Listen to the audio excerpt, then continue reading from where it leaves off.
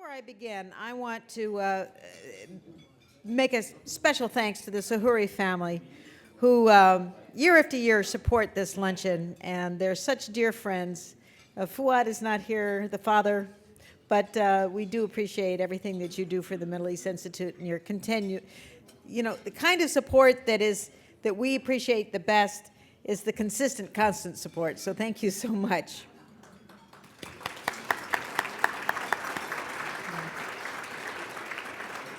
And I'd also like to mention that two of our panelists that are joining us here are Syrian activists, opposition activists that are committed to helping their people in civil society, delivering assistance inside Syria.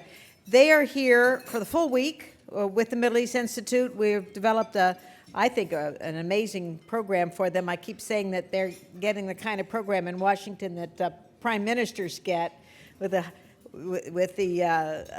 meetings at the NSC and senators and congressmen on the Hill and the State Department and the Defense Department, et cetera. So we're just delighted that they're here with us and able to share some of their thoughts with you this afternoon. It's a program that's made possible by the Asfari Foundation, and we'd like to thank them for that as well.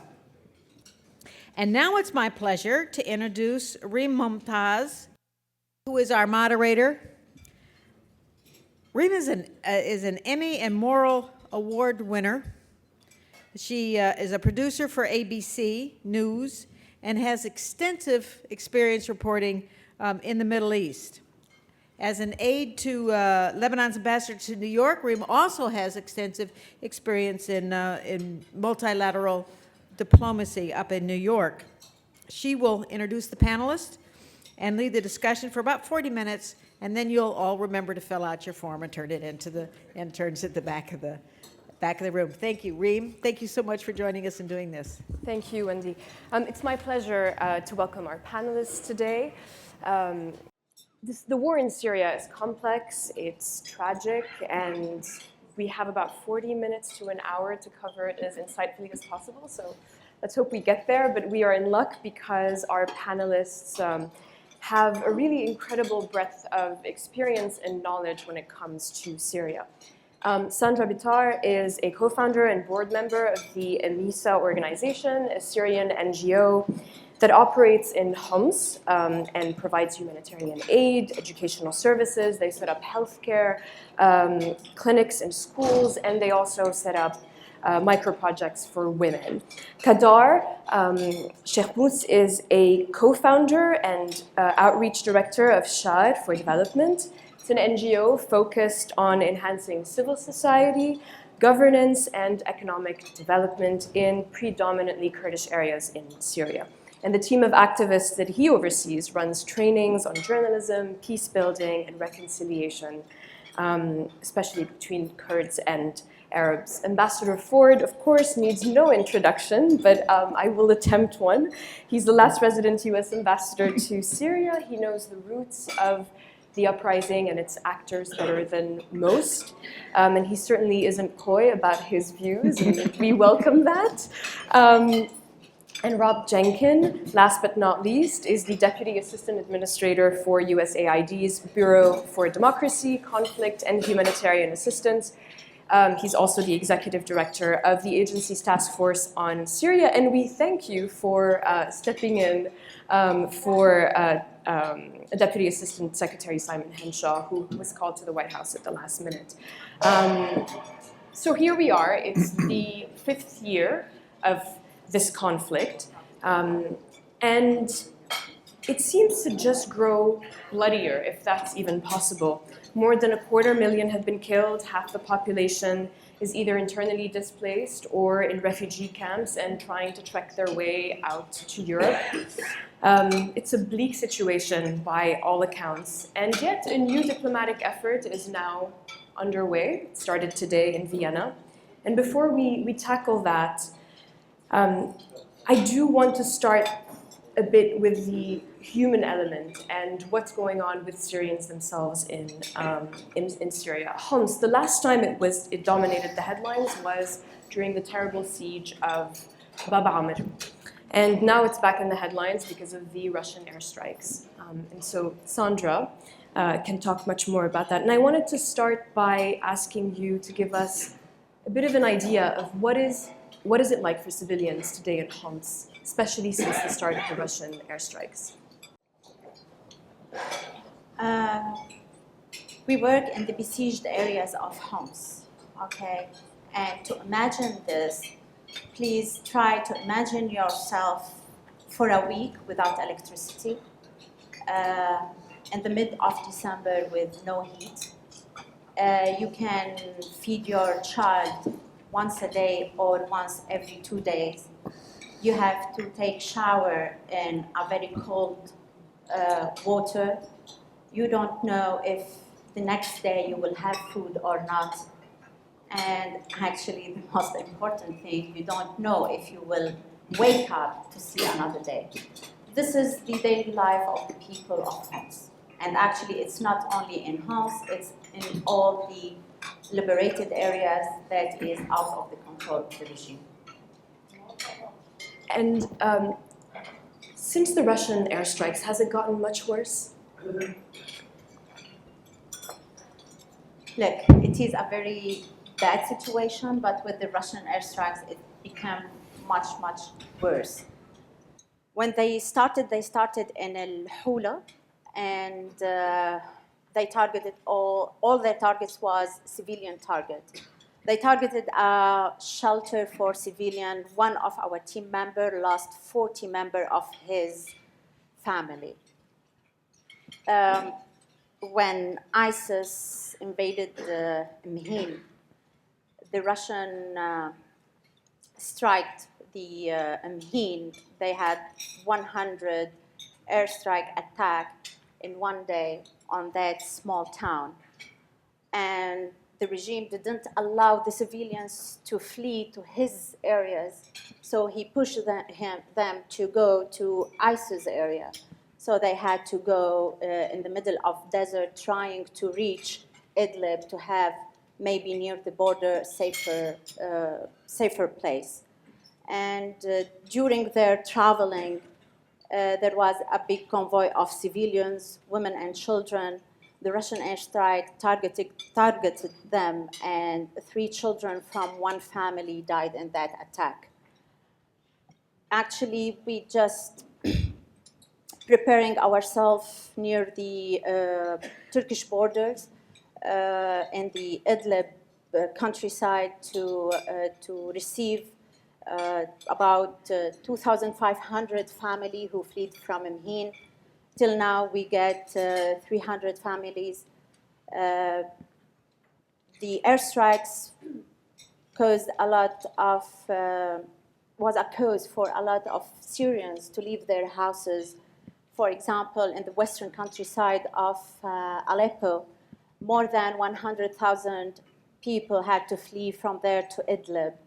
And when they targeted the northern countryside of Hama, we still don't have the exact number of the people who had fled from Hama, but what we know that in the Idlib countryside, you cannot find a room to put a family there. Can you talk about the conditions when they're internally displaced now and they go to Idlib, for example? What kind of services exist in Idlib for them?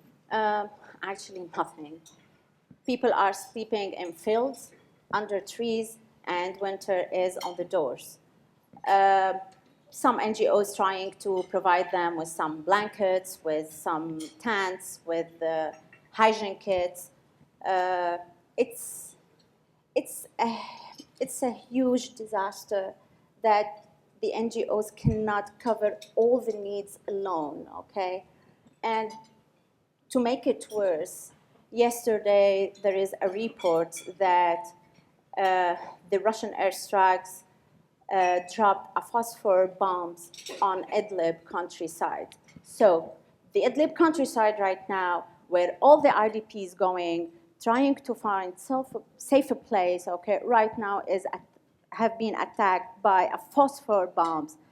So, and we are actually talking about no-fly zone or safe zone for the civilians, okay, since 2011, and till now, nobody is responding. Then we can see the huge number of refugees who had fled to Europe, crossing seas, and also a lot of them, unfortunately, drowned in the sea. And I think everybody knows the famous photo of Alan, the Kurdish little child who drowned while he was his family trying to take him to a safe place. So why we have to let people to leave their country? Why we cannot have a safe place for them inside Syria? Then we see, okay, we have refugee crisis, how much we have to, how we should respond to this. It will cost a lot. It will not cost a lot. So there is a lot of negotiation about this, okay? But to be honest, it will be much cheaper to have Assad and 200 members of his regime outside Syria. It will be much cheaper and easiest to be operate than having millions of refugees. Can you also talk about the women in Syria today? Because we hear about how they continue to keep the communities going when the men are dying or fighting or what's going on with that. And I'm wondering if you can tell us more about what are they doing in their communities? What are you doing to try to help them? Or what are the aid donors trying to do to help them sort of sustain their communities for the day after when the war is done? There is a lot of programs regarding empowering women. Some of it's to trying to teach them languages, computer skills, and other things. But actually, right now, who runs the life in Syria are women. Men are fighting. It's women who have to take responsibility about bringing food to home, taking care of the children, taking care of the injured people. So yes, they are doing a very, very great job. They're keeping life in this miserable situation inside Syria. Actually, one of our programs was to support widows in El Hula. It's to provide a cow for a widow so she can make a cheese from it, sell it, and have some profit. But she had to give a part of this profit to another widow. We planned for this program in this way to build a network between these women so they can support themselves, they can build like a kind of network between themselves to support each other. But unfortunately, the Russian airstrike come and we had to stop this because it is very hard to run away from the shelling with a cow after you. And actually the people right now searching for food and they don't have time or ability to feed a cow. And my last question to you is, we're talking about Homs in particular. What is it like for civil society there? Is there a civil society in Homs today? And what is the situation of the relationship between the various different communities, whether it's the Alawites, where there's a big part of them in Homs, or the Sunnis, or the Christians? How is that going on right now, given what's happening? First, I want to thank Middle East Institute to this great chance to bring us here just to tell the people of DC here that it is not only regime and ISIS, okay? There is also the civil society who work very, very hard and nobody knows about them. In Syria right now, there is more than 1,300 NGOs that are working on the liberated areas, providing services to the people of Syria. Nobody hear about them. Nobody is trying to hear their voices. I will go a little bit away from your question, but actually, because it's one of our requests, because when Ambassador Ford was responsible about the Syrian file, we had a regular meeting with him and his wonderful staff. We felt that our voices are reaching the administration. Right now, nobody is meeting with especially the representative of US government. Nobody meets with the civil society at all or with the activists. They are meeting only with the politicians and with the armed group. Okay, with all respect for both sides, but who do the greatest and most hardest work in Syria are the civil society, and who are connected with the misery and pain of the people in Syria are the civil society. So I wish that after our visit we will see something different in this relation, and we will see more close relation with the civil society. Regarding the sectarian things in Syria, I just want to raise something. Look, we had in Al-Hula, it's the Alawite villages who are helping us to smuggle food to inside Al-Hula.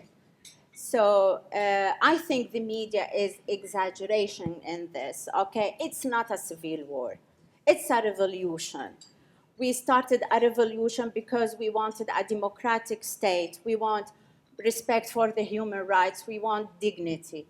This is what is it. It is a fight. The regime pushed it to be a war. It is a war between people who want democracy and dignity and human rights against a regime who keep killing his people just to maintain on his chair, in his power. It's a war between Iranian militias and Syrians. It is not a civilian war. You can find a lot of Christian, Alawite, Druze, Kurds, Assyrian activists among us, working with us. They have also their own NGOs. We always cooperate between each other and help each other, and there is a solidarity between others. I see Kadar, sort of nodding in approval, and I want to bring you into this part. Tell us more about what's going on in the autonomous administration right now in the north of Syria, and what is happening between the Kurds and the Arabs? We hear a lot that there's a lot of mistrust, there's a lot of antagonism, they can't work together. What is actually going on? I'll tell you a little bit of story of mine. I have a young cousin, he's 21. I have a cousin who is 21. He was arrested by ISIS in December last year, and he was released in this September. I asked him one question. His name is Masoud Aqil. He was a reporter. I asked Masoud, after this horrible and horrific experience that you have noticed and you have lived through with all the torture and beheading of other activists, would you still go on your work? And he told me that not ISIS, not any other boogeyman will prevent me from what I want. This applies to all the guys and activists who have been in this fight since 2011 and long before that. As a group, we have been working in the post-2004 uprising in trying to finding another track between Kurds and Arabs through culture, music, which is pretty much more useful than political ties. Pretty similarly to what Sandra have mentioned, the politicians can shift their alliance, the armed groups can shift their alliances, but it is only civil society that will ensure to have, in turn, the representation of people and the whole community into a liberal democracy, and they are the real ally. People can't hear you. Yeah, and I want to say another thing too. I have a good friend in Washington, and he tells me we always in Washington discuss past wars. I'm here to discuss future wars and how to prevent a breakup of the community. In the light of the recent updates, I've just been informed 20 minutes ago that a whole city have been liberated from ISIS. in the southern parts of Hasakeh and Sinjar. Also, operations have been successfully conducted. But you know what? They might be, the armed groups might be brilliant and amazing in the battlefield, but they cannot go beyond that. The struggle for governance, the struggle for political representation of these communities is the word that is now bound by us and the void to fill. Of course. Allow me to jump in here. We have been hearing for the past year about the exploits of the YPG in that area, and it's gotten a lot of support from the US, but we're also hearing of excesses in that part, the autonomous administration, towards the Arab population and the Kurds that aren't aligned with the YPG. And how do you see that being mitigated in a sustainable way so that when and if the regime changes, you're not now facing another problem, which is a new, quote unquote, oppressive force there? I'll tell you this. We've been pushing the YPG long before the United States involvement and interaction with the YPG, and we forced them to sign the Geneva Convention, and we've been sending messages to them through the child conscription problems that they were having and they are still having, and the many violations they are committing, not only towards the Arabs, but toward other communities too, including the Kurdish community more. These communities have been living for ages in this area. There are huge dynamics to work out the problems that sometimes a Kurdish family, when they have, my own family had a problem, and the guy who resolved it was a Christian guy, and same goes to the Arab community too. These people will continue to live, but we've pushed the United States back in time to open the door and communicate with the YPG, but as a tool to enhance the presence and bring communities closer to each other. What happened next? And since 2014, and our colleague, dear friend from USAID is here, in 2014, there was a decision by USAID to stop the aid for these regions that has 158 organizations, civil society organization, which is ranking #1 in Syria in general. Only 8 of them are working in relief. The rest are working in civil rights, women's rights, governance. While we are still facing a problem with all of this resource management and also the excessive governance by the armed group, we do need support to push the PYD and its allies to accept other segments of the society, including the other Kurdish parties and the Syrian Democratic Organization. And that could be a way not only to bring stability to northern Syria that is already there security-wise, but also be a tool to bring this community closer to the FSA and the other armed groups to mitigate a war that might break up. Since the beginning of the revolution, there were many lands that were taken by the regime in the 60s and were given to other Arab tribes from Raqqa. Not only the Kurdish lands were taken, but also some Arabic tribes' lands from the original Arabs in the area have been taken. There was a decision amongst these Arab tribes and the Kurdish political elite in order not to bring that file now, but leave it later on, down the road, when the regime is changed, and resolve it peacefully. Well, can you talk more about these tribes? We rarely hear about them. Can you talk more about what kind of engagement has there been with them? Has there been any kind of engagement? And what role are they playing against ISIS or with ISIS and with the Kurds? We have something called the Godfather. It's not translated immediately to Godfather, but when and this is pretty much in the Hasakeh region, when they undergo the circumcision. Sorry, if the guy is Kurdish, the guy that they undergo the circumcision in his lab should be from another community. Mine was from the Arab tribe. My brother was, his so-called godfather was from the Christian community. These relations still are maintained. And they are also leaving their region, leaving a gap, a demographic gap, whether the Kurdish or the Arab or the Assyrian. Not because there is no instability, but there is no work and no development. these regions have been underdeveloped for 50 years. Eastern the Euphrates, Raqqa, Deir ez-Zor, and Hasakeh have been underdeveloped. And the resources of this region have not been managed properly. Now, what people feel is what they blame, some of the Kurdish community is blaming the other Arabs on that, but not all of it. While still the discussion, I can share a photo with you, but unfortunately there is no slide here. A while ago, a group in Amuda have done a coexistence campaign.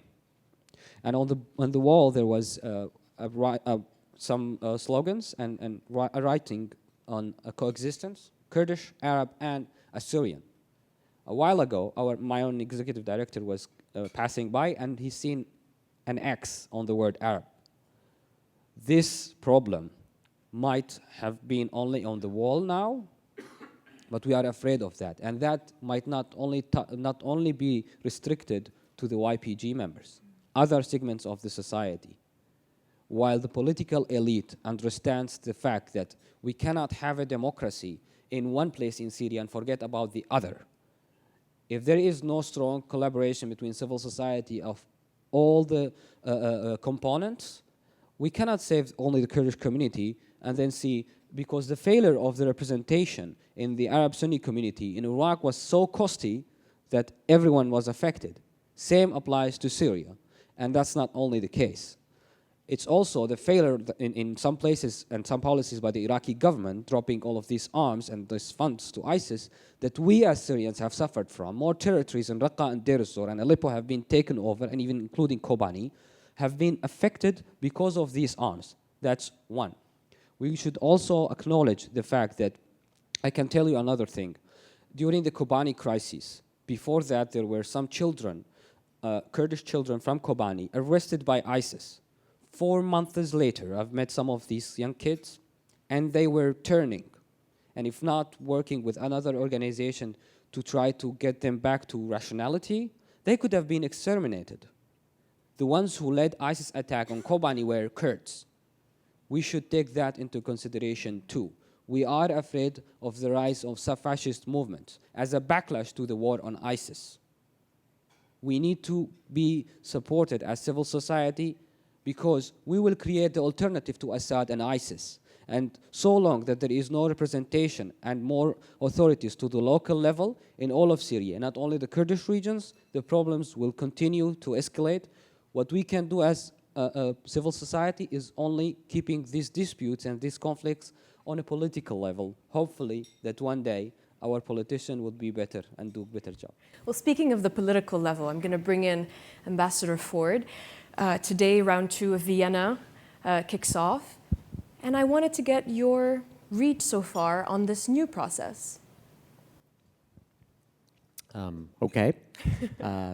First, Sandra mentioned that we worked with a wonderful team on Syria, and a number of them are here. And I just want to point out Khaloud Kandil, who worked with me on Syria and is now working on United Nations issues. Ruth Citron, who worked at the State Department and also National Security Council, is here and helped. Rob Jenkins did invaluable work, and we'll hear from him in a minute. And David Staples from the State Department's NEA Bureau is also here. We all work together on Syria. If you have any criticisms, may I politely suggest that you direct those towards Khaloud, David, and Ruth, Rob, and I'd be delighted to hear any praise. So with respect to Vienna, I don't mean to ruin your desserts, but let's be honest. It's time for analysis and not hope. Analysis is not the same as hope. The fundamental differences between the outside players are not resolved. And the fundamental differences among Syrians are not resolved. And I have seen no indication, I want to underline that, I've seen no indication that the Russians have moved an inch. Everything I see the Russians saying publicly, in 2015, I heard them say publicly in 2011 and 2012. And if you don't believe me, please ask Ruth, Khaloud, and David, because we were all working on this back then. Same thing with the Iranians. If anything, I think the Iranians have ratcheted up a notch, both rhetorically and certainly on the ground, as have the Russians. So if we're thinking of a political process where people are going to come to the table and make serious compromises, those who are against the Syrian, what Sandra calls the Syrian revolution, I see no sign of compromise. Within Syria itself, I see nothing from the Syrian regime that suggests that they're prepared for serious compromise. The Syrian deputy foreign minister was just in Moscow and Tehran and said there will be no transition government. He's flat out about it. And let's be honest. You cannot have an election in Syria in a year or in 18 months. I was in Iraq for 3 different elections, and we had the United States Army there to help provide security, transport, etc. It was incredibly difficult. The United Nations election team did superhuman work, and the United States military, the United States civilians under the embassy did superhuman work. We will not have that kind of support for an election in Syria in 18 months. How would you even begin to register people to vote when half the population has been displaced? How would you even begin to do that? So, and I'm not even talking about the 4 secret police services and their history of messing with elections. So I think what I see in Vienna is a lot of hope. Frankly, the meetings yesterday, the preparatory meetings for the big meeting tomorrow, they're already arguing about the process that would explain the process. So I'm not hopeful at all. But what's the alternative to Vienna? There isn't an alternative to Vienna except what we're going to see, which is more fighting. Many people in this room, I'm sure, have met the former ambassador of Saudi Arabia to Washington, Adel Jaber. Have you seen what Adel is saying? He said it in New York during the United Nations General Assembly meetings. He has said it since those meetings. Assad must go, either politically or militarily. That is a powerful statement, and I don't think Adel is the kind of man prone to vitriol. And those of you who have met him during his time here in Washington, I think, would agree with that. When he's taking such a tough line, that suggests to me that he is reflecting some kind of decision within his own government. And on the other hand, the Iranians are saying absolutely Assad cannot go, the state will collapse if he goes. The Russians say the same thing. So this is just, the fighting is just going to go on. If the Russians are bombing, the Assad forces made some gains to the east of Aleppo. They were able to relieve an air base that had been under siege for 3 years, which is a victory for them. But on the other hand, they're losing ground to the southwest of Aleppo in the province of Hama. The Syrian armed opposition is actually moving slowly south along the Syrian equivalent of I-95, the spine, the highway that connects all the cities, population centers of western western Syria. And so I just see this fighting going on, and both sides escalating. Well, can we talk about the factions and the opposition on this side, whom you know quite well? What is your assessment of them at this point? One of the declared goals of this second round of Vienna is to sort out who's quote-unquote a terrorist and who isn't, and who should be invited to the talks and who shouldn't be. What's your take on that? I think this is a bizarre exercise. First of all, I don't understand how foreign countries can choose the Syrian opposition's representatives to talks where the opposition delegation presumably must deliver the armed groups to any agreement that you would eventually achieve, if you could achieve an agreement. So by excluding armed factions that are very powerful on the ground, if you exclude them up front, and that is what the Russians and the Iranians are trying to do, how then is an opposition delegation in Vienna supposed to then deliver a ceasefire? I am not suggesting that the Islamic State be invited to Vienna, obviously, and I am not suggesting that the Al-Qaeda affiliate, the Nusra Front, be invited to Vienna. They're not interested in ceasefires anyway, and they've been very public about it. There are lots of other armed groups, including Islamist armed groups, that are in a sort of a gray zone. And I certainly agree with what the British Foreign Secretary Philip Hammond said the other day. There are a lot of people in that gray zone, some of whom we do not agree with at all ideologically. And yet they have big influence on the ground because they're big groups. I mentioned these battles along the Syrian equivalent of I-95. They are at the forefront of those battles. And if you want them to participate in a political solution process, you want them to accept a ceasefire, one way or another, you're going to have to include them in the negotiations for that. Otherwise, if you exclude them up front, I would almost bet, I'd be interested what Sandra and Kadar think, I would almost bet they will reject the process up front, and I am not at all sure that Turkey, Qatar, and Saudi Arabia would put pressure on them to stop fighting. That's not clear to me, especially looking at Adel Jaber's rhetoric. Well, isn't that an inbuilt contradiction in the Vienna Declaration, where they're talking about trying to figure out who's a terrorist and who isn't, but at the same time they want a nationwide ceasefire? You were just saying that these important Islamist groups are in some of the most difficult and crucial parts of the country. So how do you reconcile these two things? I can't. I mean, I'm just being analytical. The Russians, I'd be very frank, I love being retired. I can like say what I think. David used to like over there be like, don't say that. The Russians submitted a list of 38 names of Syrian opposition people that they would accept. And many of them are extremely honorable, very decent, and very smart people. But I gotta tell you, they do not control the armed opposition, and they cannot deliver the armed opposition in a ceasefire. Not one name on that list.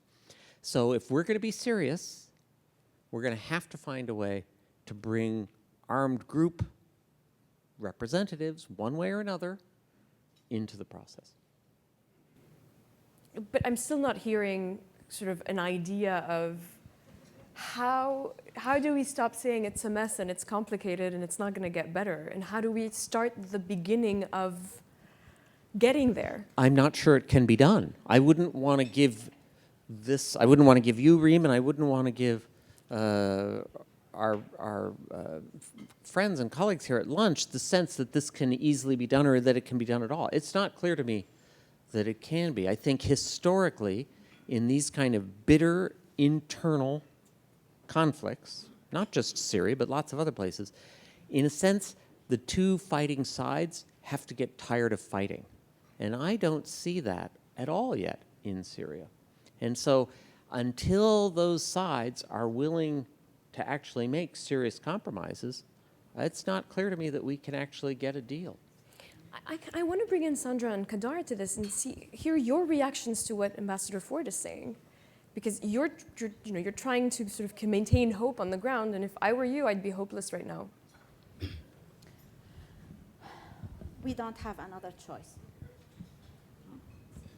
We don't have another choice. It's our country, we will stay there. Look, my cousin died under torture in one of the regime detention centers. His, what do you want me to tell to his 3 children? Your dad died for nothing? No. We still want a democratic state.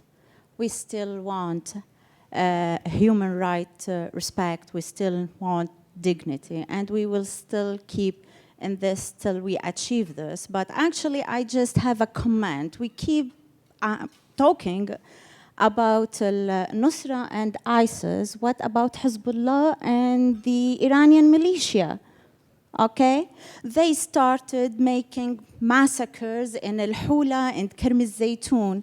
They first who start using knife and beheading the heads and cutting the throats. They didn't do it in front of the cameras, and they didn't target the Western people. Okay, so for this, they are accepted. I just keep listening and hearing only about Nusra and ISIS and some Islamic groups. What about the other militias? Why nobody mentioned them? And Kadar? I do believe that democracy is inevitable, and all of what happened is only delaying the process. Peace might happen, but what kind of peace will we have? If we do not transform this problem and this war into a sustainable peace, we'll keep running in the same square. And so long that people are not represented from all walks of life in the governance and bringing the governance into a lower level in Syria, I still see no hope. That's one. The second, so long that the support for the armed groups is not in line with pushing for stronger civil society, that together, never believe that a fighter today in Syria from the moderate groups is someone who is vicious, who wants to kill or go on a shooting spree. These are ordinary people. No one wants to be a warrior for 100 years or 10 years. They want to go back. They want to have their own homes fixed. Maybe all of these people, millions, have left Syria, but guess what? People are reluctant to change their clothes, so how about changing their houses? We will be stuck with our homes. We will build it again, and I see no future for Assad. Even if he stays in power, tomorrow there will be another problem. And what brought ISIS today will bring another boogeyman tomorrow. Rob, I want to bring you in and talk about the refugee and the IDP crisis. The goal for next year, according to Secretary Kerry, is to resettle about 85,000 Syrians to the US. Since 2011, if I have my numbers correctly, the US has resettled about 2,154, if I'm not mistaken. Just Syrians. Just Syrians, yes. So how are we going to get to 85,000 Syrian in the next year? How does that work? Well, first, thank you very much. I apologize if I get teary-eyed. I share something with Congressman Boehner when I talk about Syria. And it's an honor to be here next to a bureaucratic hero of mine, Robert Ford, but also anyone who's a civil society activist right now in Syria is a hero. So it's an honor to be here. Right?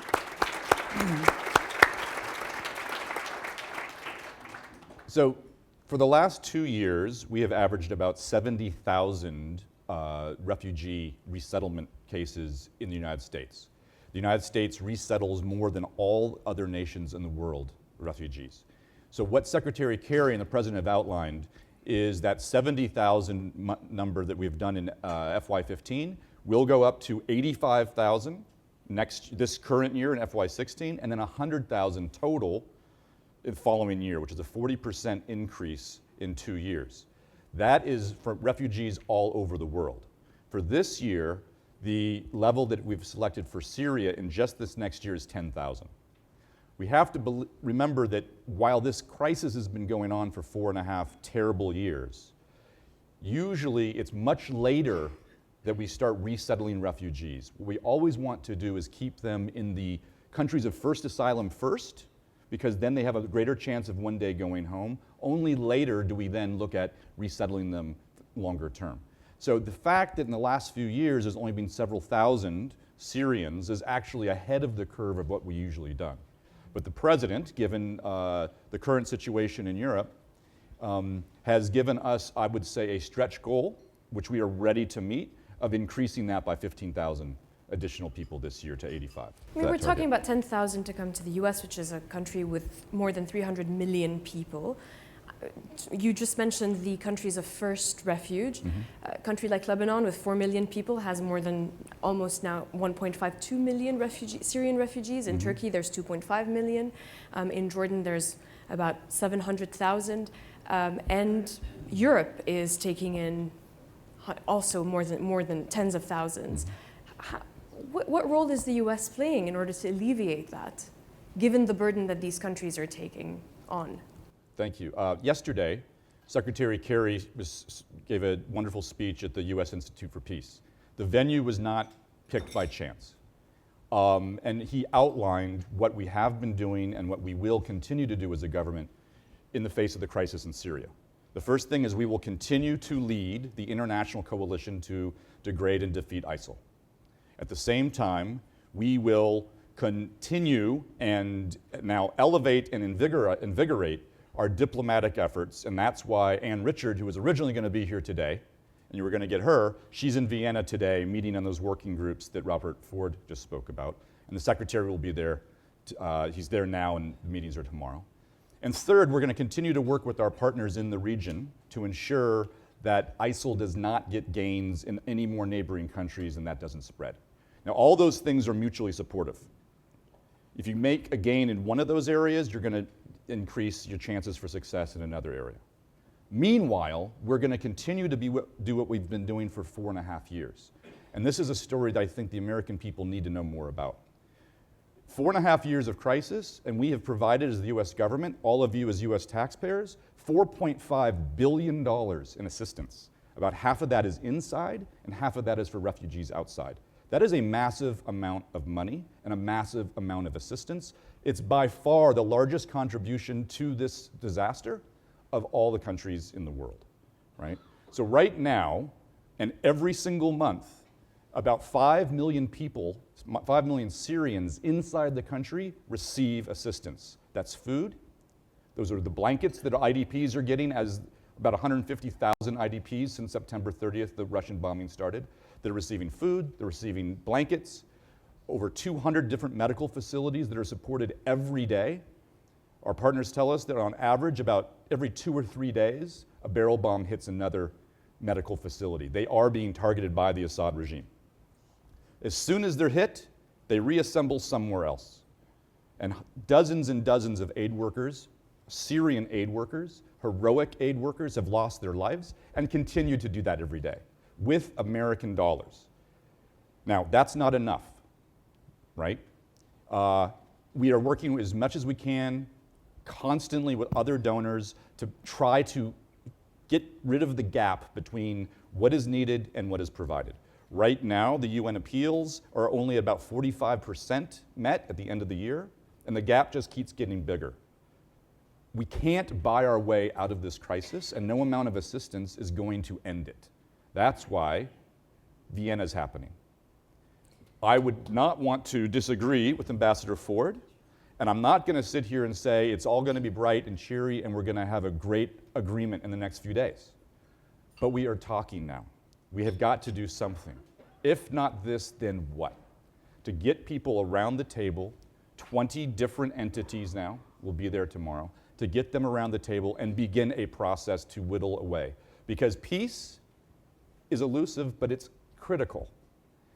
And what Kadar said, that at some point, this is going to end. We can't do it with assistance alone, but on top of the humanitarian assistance, a few weeks ago, Deputy Secretary Blinken announced an additional $100 million of assistance, not humanitarian assistance, but additional assistance to the moderate opposition, to civil society, to local councils, to provincial councils. That's on top of the $500 million our government has done over the last 4.5 years. Does it reach everyone? No. Is it enough? No. Is it important? It's critical. At some point, there are going to be other players besides Assad and besides ISIL.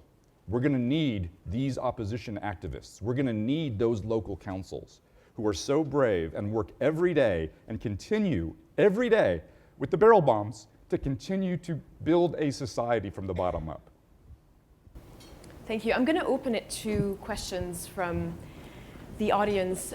If you could please stand up and introduce yourself, and I'll take a few questions and then the panel will answer. Hi, I'm Rosa Sahori. I also am a board member with UNICEF, so I'm thankful that you highlighted some of the humanitarian crisis. That was really important. And I'm also happy that you ended with the note on peace. I think that the only way that you can actually help Syria is by ending the conflict. That's really the only solution to ending the crisis that you highlighted. I also wanted to point out that there's so many differences even within Syria. So there's I wouldn't say that there's one single faction of agreement, which is why we have a conflict. And you're right that until the parties get tired of it, tired of fighting, it's not going to end. which is why Vienna is so important, which is why I think our leaders need to push for Vienna and less push for more fight and arming of these groups, because it's true, as we've seen in prior wars, whenever one ends, there's a new ISIL. There's a new one, and it's always worse than the prior one. And I don't think that ultimately more arms and more fighting and more funding of that will bring peace. It just seems completely contradictory.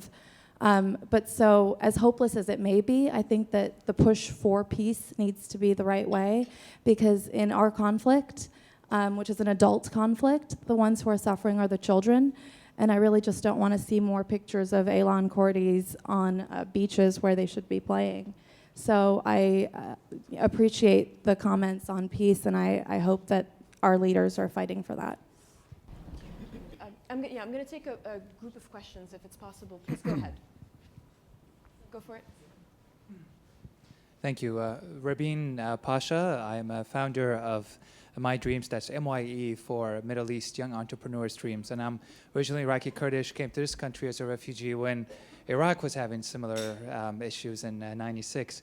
I want to first of all thank both of you coming from Syria and sharing these stories of hope and people actually building and rebuilding Syria, which is so critical. And in a place like that, and you think about it, when the state has failed, and the state had already failed its people, it's a civil society that is providing the governance, it's a civil society that's providing the services, that's building the institutions. And while one part of the coin, and I can't speak so much about that and I won't, is the political piece, I think, maybe if we could hear a little bit more about, and every time I go to these events and about the Middle East, I always watch out for the word youth and young people.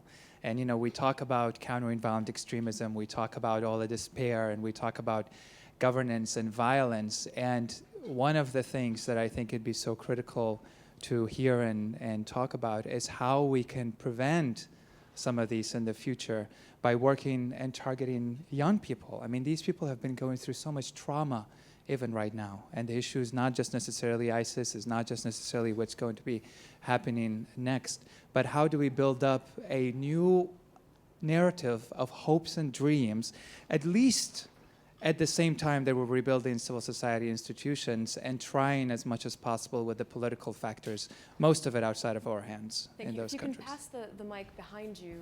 And Hi, Margaret Rogers. I've worked on a number of USAID projects in Iraq. I'm thrilled to hear from the civil society representatives. My question, in the news, I only read about extremist hardline militias, but I want to know, are any of these groups fighting on behalf of democracy and the other goals that you've discussed at length? Thank you. And one more over there in the back. Thank you very much. My name is Mohammed Abdullah. I'm a human rights activist from Syria. I want to thank you very much for bringing Sandra and Kadar, because nobody really presents Syria as much as these two guys presents the real civil society in Syria. I have two questions, very difficult ones for both of you. And please concise. Precise. Kadar mentioned the fight for governance in Syria, who's filling the vacuum. And I think this is the entire story here, because when the fighters liberate a town or a village, it's quickly being filled by al-Nusra, ISIS, or an armed group that doesn't really represent civil society, the revolution ethics or values, or the demands where people fought for or protested for at the beginning. Fighters are preserving their seats on the negotiation by de facto, because they can basically damage any ceasefire, and we have to talk to them, as Ambassador Ford, excellent analysis mentioned, how we can bring the civil society to the debate.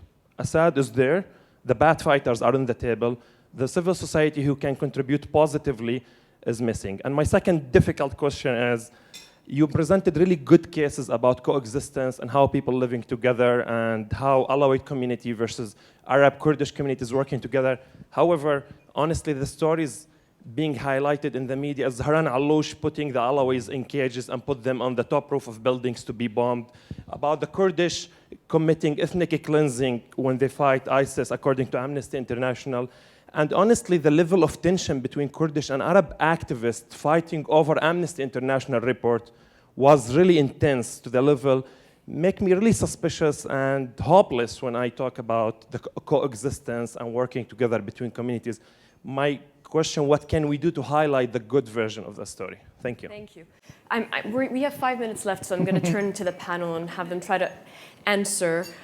So youth, democracy, who's fighting for democracy from the armed factions, governance, how do we bring in the civil society to the debate, and how do we highlight the non-tension between the various different communities? Sandra. First of all, regarding the how to fill the empty places, it's when we liberate areas. Unfortunately, ISIS and al-Nusra, they don't have this bureaucratic way to write a proposal, concept note, having approval, then to submit, to have money so you can provide this. And actually, till now, we didn't have an fund for emergency response when a liberated area, we have it to immediately go and respond to that place. Actually, they have full bags with US dollars, and they can fill this thing. So it will be one of the ideas, actually, to have a fund for the emergency response immediately. And the second one. Empowering the youth. Sorry. That now exists. And there is now a plan for getting equipment and supplies immediately into liberated areas. Things are sitting now in Turkey in warehouses. But I do take the point that we have bureaucracy. That's my job. I'm a passionate bureaucrat. But we try to keep it to a minimum. Thank you. How much minimum? Minimum on one report? Still more than you probably would like. Regarding the youth, education, then education, then education. Actually, we are facing this problem. More than 10 million child in Syria have not gone to a school for more than 4 years. And in the neighboring countries, because of lack of money, the parents cannot send their children to a proper schools. And actually today, I just asked to have such projects in the neighboring country to have a proper, decent schools with no ideology for these children. Because actually, yes, we are so worried about our future regarding this. We need a proper education for these children because they are the future. Kadar, on highlighting the tensions, yes. Shortly, Rebin, we've just started a project in agriculture in Amuda, and we've seen other positive asked questions, requests by the local businesses to copy that model. Today, the migration is caused by war. Tomorrow's migration will be caused by economic reasons, and we need really desperately focus on how to properly use the resources at hand and bring hope for these people, because it's labor that makes people progress and prosperous and eventually lead a political change. And if that is not happening, we'll see ISIS, frankly. That's one. The second question for Muhammad, you know, Kamishli area, only Kamishli area hosts 700,000 IDP coming from Raqqa and Deir ez-Zor. I mean, your family have been living there, you know the situation. So what you see on Facebook, frankly, all the fighters on the ground don't have time. Yeah, and people do not have that time to go into these discussions because they are more focused on things like education, things related to electricity and water, and guess what? The internet. All of our families have been scattered through the 5 or 6 continents and all need good internet. No Arab or Kurdish or Syrian will say no to good electricity, to good water, to good business opportunities and better education, and not only inside Syria, but in the surrounding countries. Reason number 1 for people's departure towards Europe is the education of their children. My own brother-in-law, who have been living through the war and was a doctor and treated the FSA fighters, YPG fighters, and the civilians for free. He left a couple months ago because of my own little nieces and nephews, just for their education. But guess what? People will get back. That's my personal hope. My mother and father studied abroad and they got back. And my brother in Germany, who's now preparing for PhD, is already bored and wants to get back. We have 1 more minute for Ambassador Ford if you want to jump in on this. Actually, I'd like to be quiet and let them talk because I find what they say riveting. So, other comments from Anything Sandra else? and Kadar? Actually, yes, I just want to say regarding the peace process or the political process, I just want to mention that in Syria we felt safe for 1 week, only 1 week in Syria, and that after President Obama gave a very real threat to the regime. And actually we had no flight zone within that week. It all what needed a real threat. So if we want to push for a political solution to build the peace in Syria, we need to push, we need a real threat for this regime, because this regime still feel that he is power. Nobody want to put him down. So for this, why he should negotiate? 1 week, we had 1 week without any airstrikes, without any shelling, without any battles, and that after the real threat from the President Obama. Just one thing I want to add. We cannot crush the insurgency for ISIS and other groups by only killing. We need to address the root cause. We need to change the mentality that brought Assad in the first place and brought ISIS and Al-Qaeda. Osama bin Laden have been killed, but guess what? Al-Qaeda is expanding. It's us who are on the front runners at this fight. We need help. Well, I thank our panelists, and I thank you for staying a bit over our time. There's a panel about to start, so we have to wrap up here. But thank you so much.